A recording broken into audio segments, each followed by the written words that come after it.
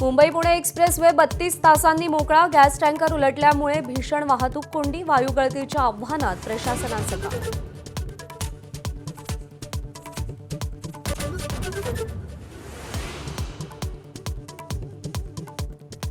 एक्सप्रेसवेवर अक्षम्य कोंडी का झाली? मुख्यमंत्र्यांचे चौकशीचे आदेश. भविष्यात घटना टाळण्यासाठी कडक उपायांची चाचपणी.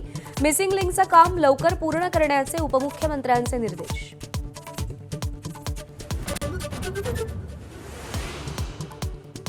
जिल्हा परिषदांच्या प्रचार तोफा आज थंडावणार. अजितदादांच्या निधनामुळे साध्या पद्धतीनं झालेला प्रचार.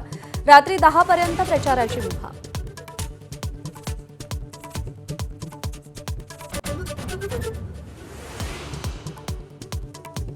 मुंबईत ठाकरेंची सेनाही. महापौर उपमहापौर पदाच्या निवडणुकीत उतरण्याची शक्यता.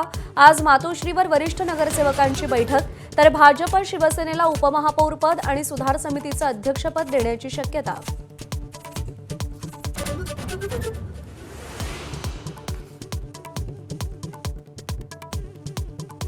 पंतप्रधानांचं आज राज्यसभेत भाषण. राष्ट्रपतींच्या अभिभाषणावर बोलणार. भारत अमेरिका करारावर भाष्य करणार का, याची उत्सुकता.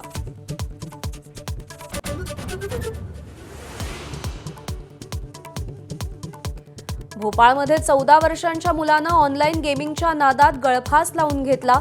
एकुलत्या एक मुलानं आई वडिलांना पोरकं केलं. फ्री फायर गेम खेळण्याचं व्यसन जडलं होतं.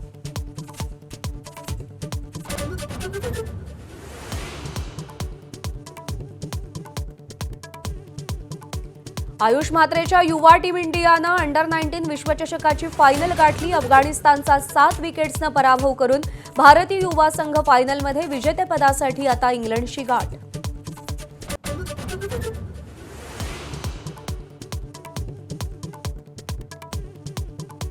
वुमन्स प्रीमियर लीगच्या अंतिम फेरीत आज स्मृती मंधनाची आरसीबी आणि जेमिना रॉड्रिग्सची दिल्ली कॅपिटल्स सामने.